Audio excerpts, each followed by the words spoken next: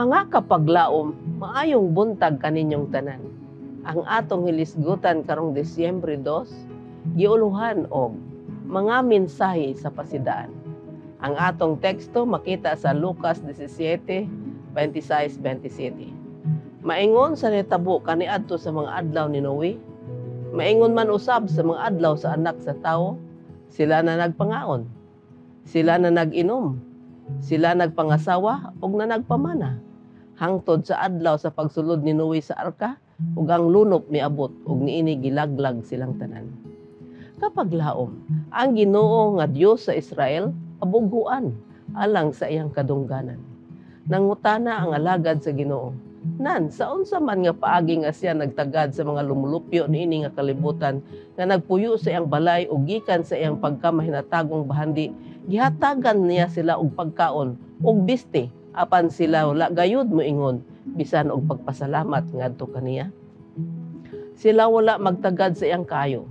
Sila sama sa mga tawo sa wala pang lunop sa kalibutan nga gilaglag tungod kay sila nagpadayon sa pagbatok sa ilang mananalang.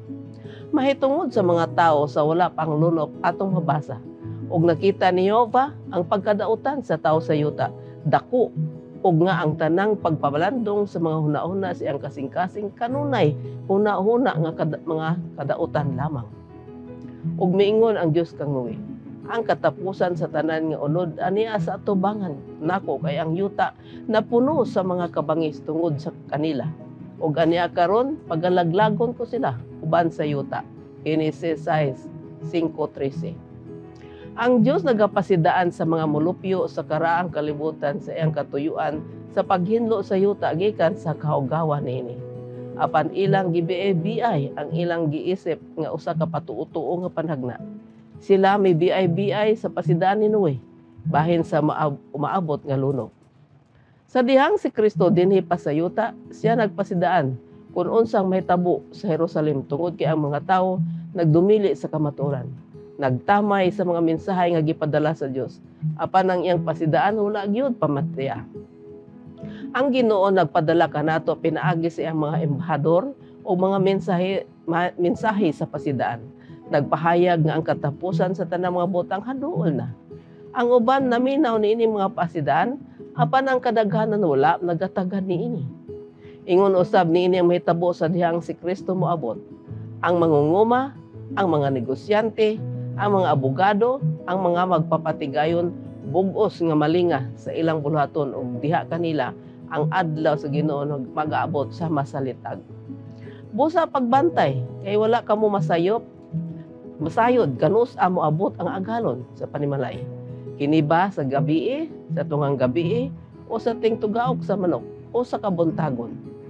Kay tingali unyag mukalit lamang siya pag-abot ug ikaplagan niya kamo nga nanagkatulog. Ug ang akong giingon kaninyo, ginaingon ko sa tanan, pagtukaw kamo. Marcos 13:35-36. Kapag laom, ang Dios kanunay nagapasidaan sa mga pulong nga siya moabot pag-usab. Apan daghan ang dili mo tuon ini. Sama sa panahon ni Noe sa wala pang lunop, gipasidan-an na daan ang mga tawo sa wala pa moabot ang lunop, apan sila wala motuo og bagkos ming biay gikataw-an lamang si Noe. Og nagpadayon sila sa ilang gimbuhaton. Apan sa dihang ilang nabantayan nga ming-abot ng lunop, diha pa sila mingtuo, apan ulahin na ang tanan. Si Kristo nagpasidaan usab nga siya moabot og pinaagi usab sa iyang mga magbubuhat nga nagapahayag nga haduol na ang iyang pagbalik. Apan wala kini gitagad sa kadaghanan. Busa kitang tanan kinahanglan magtukaw ug mag-andam kaysa wala nato damha moabot siya. Mag-ampo kita.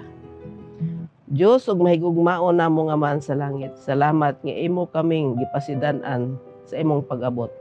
Pinaagi sa mga mensahe sa imong magbubuhat ug hinaot pa nga kini among tuuhan ug pangandaman kaysa dili madugay ikaw magaabot ug kami andam sa pagsugat kanimo nga malipayon kay luwas na kami gikan sa kagubot dining kalibutan.